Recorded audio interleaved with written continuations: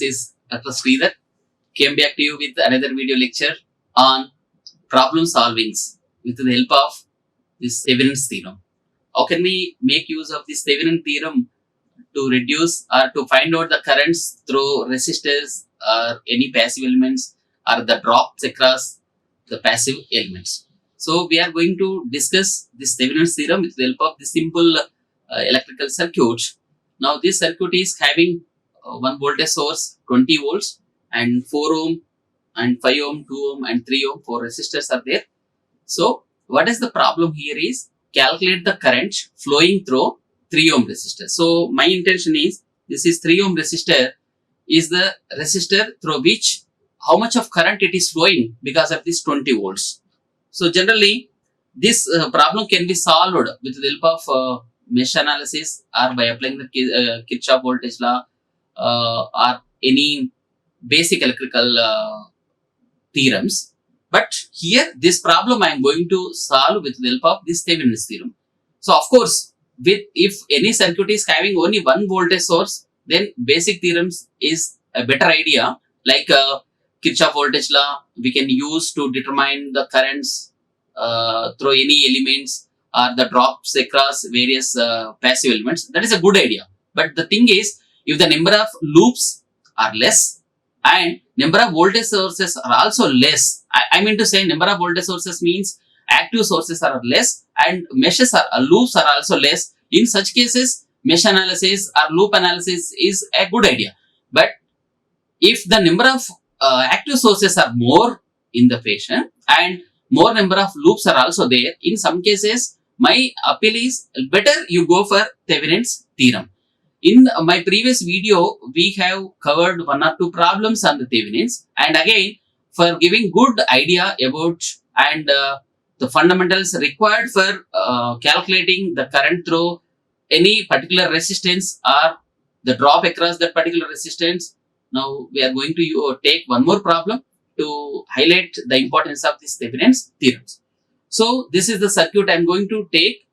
Now finally you have to show that circuit as VTH and next one is the RTH. And this is the RL. You have to select this RL. What is our RL value here? So how can you select this RL value? Only the thing is, what is our interested element? Generally people will assume that RL is nothing but load resistance. It is not like that. RL means now what they have asked us to determine. So in this particular problem, if you are taking the 2 ohm resistor, that 3 ohm resistor is there, and they are asking us to find out what about the current through this 3 ohm resistor. So it means the interested element out of these 4 resistors and one active voltage source, that is 20 volts. Now our interested element is this 3 ohm. Then this 3 ohm, you have to treat that 3 ohm resistor as RL. And the terminals are nothing but, here the terminals are nothing but the load terminals. The terminals can be taken as the AB terminals. If it is required, you can mark, otherwise no need of representing any separate terminals A and B. And that 3 ohm resistor is nothing but the RL. So RTH is nothing but the Thevenin's equivalent resistance measured across the load when all the voltage sources are replaced by short circuiting and current sources are replaced by open circuit. This is the logic you have to remember, and you have to keep one thing in mind, that all the active sources are assumed as ideal sources. So practical voltage sources or current sources might have some different resistances, but in the Thevenin's theorem, solidly all the voltage sources are represented with the short circuiting. It means the voltage sources has been represented with equivalent resistance.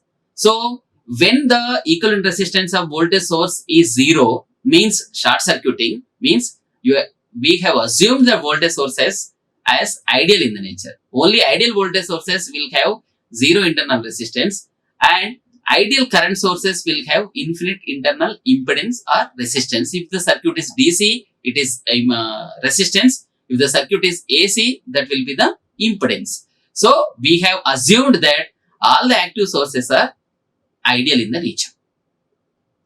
So just now we have disconnected that load resistance, that is nothing but the 3 ohm, and we have clearly marked here that is a RL. that RL is nothing but that is the 3 ohm resistance. Now in addition to this marking this RL as a 3 ohm, now if you could see the voltage sources earlier, there was a voltage source of 20 volts. But in order to find out this RTH, now we are simply short circuiting, or it means the voltage source is equivalently represented in the resistance form. That is nothing but the 0 ohm. That is 0 ohm is nothing but it is a simply short circuited. That 4 ohm is there. So this is 5 ohm resistance and this is the 2 ohm. Now if you could clearly see here, if you are observing this particular loop, this is the one branch and this is the another branch.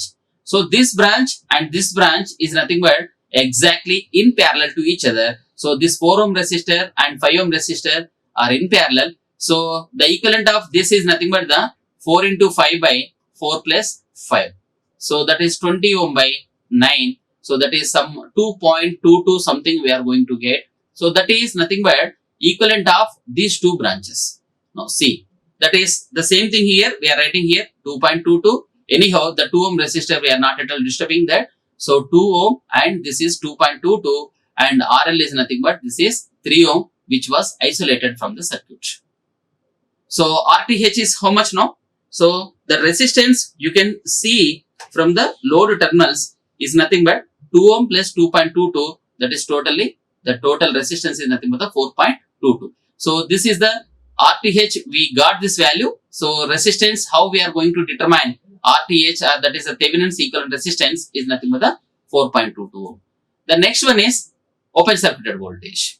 Now in this one, so VTH or VOC, that is the open circuited voltage measured between the load terminals. Anyhow, this is nothing but the RL is nothing but the load terminal.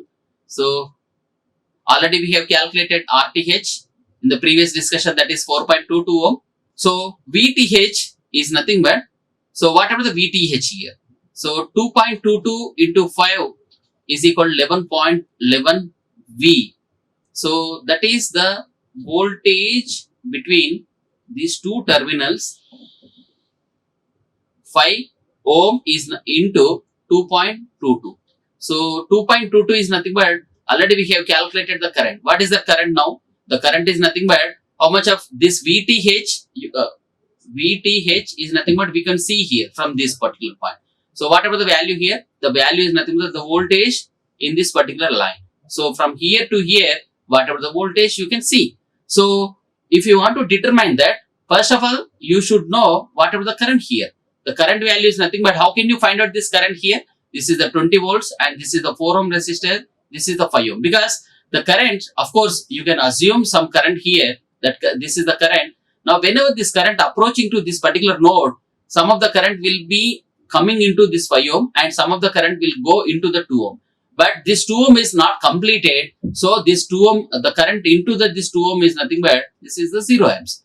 So that is the reason the total current supplied by this 20 volts is nothing but this will be freewheeled in this particular basic loop only. So that value is nothing but the 20 by, this current I is nothing but the 20 by 4 plus 5. That is 20 by 9 amps. That is nothing but 2.22 amps of current. So this is 2.22 amps of current is nothing but that is the current flowing through this 5 ohm. Then after getting this, whatever the equivalent VTH is nothing but just look back from the low terminals. So VTH or VOC is nothing but you can see this particular branch, or else you can make use of this 20 volts and 4 ohm. But anyhow, the voltage source is there. No, that's why I am moving to this 5 ohm. So this in this 5 ohm, whatever the drop across this 5 ohm. So we know the current, that is 2.22 and the resistance 5 volts. So totally 2.22 into 5 ohms. So that is 11.11 volts. So this is the VTH or VOC.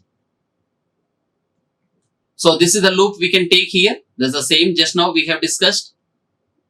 And this is I is equal to 20 by 4 plus 5, that is 2.22 ohms. So VTH is finally, this is 11.11 volts. So like this, we have calculated RTH and we have calculated VTH or VOC.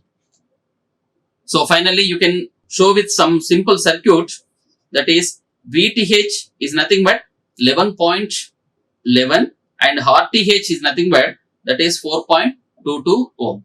So just bring back again load resistance into the circuit 11.11, and this is 4.22 because RTH is clear, we have calculated, and finally this is the load resistance. Just to bring back to the original circuit, RL is equal to 3 ohm.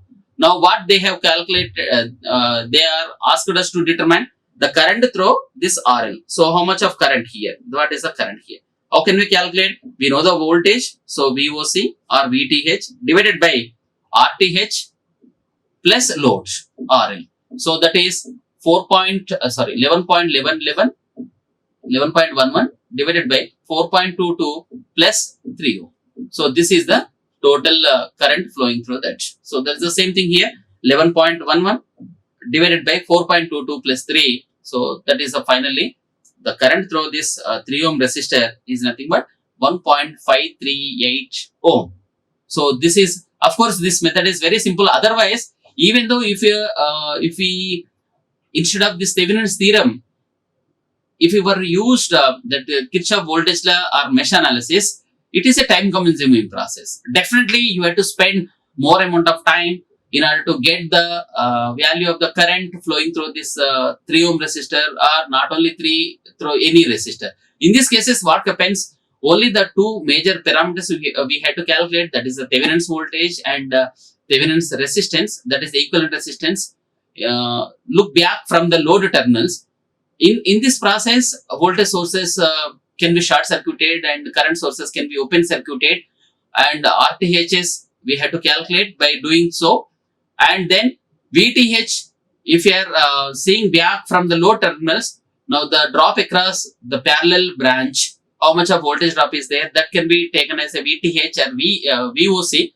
Of course, it is very simple. It reduces the complexity of the problem very in the simplest manner. So hopefully this method will be definitely helpful for us in solving a complex electrical networks. And in this problem, only I have taken one voltage source. Even this method is very good for any electrical circuit to reduce the very big electrical circuits into a simple electrical circuit, to know the currents or voltages through any branch or across any branch. This Thevenin's theorem is a very better solution out of this all the electrical networks. So thank you very much thank you for watching this particular video. Like, share and subscribe. Hit the bell icon for more updates.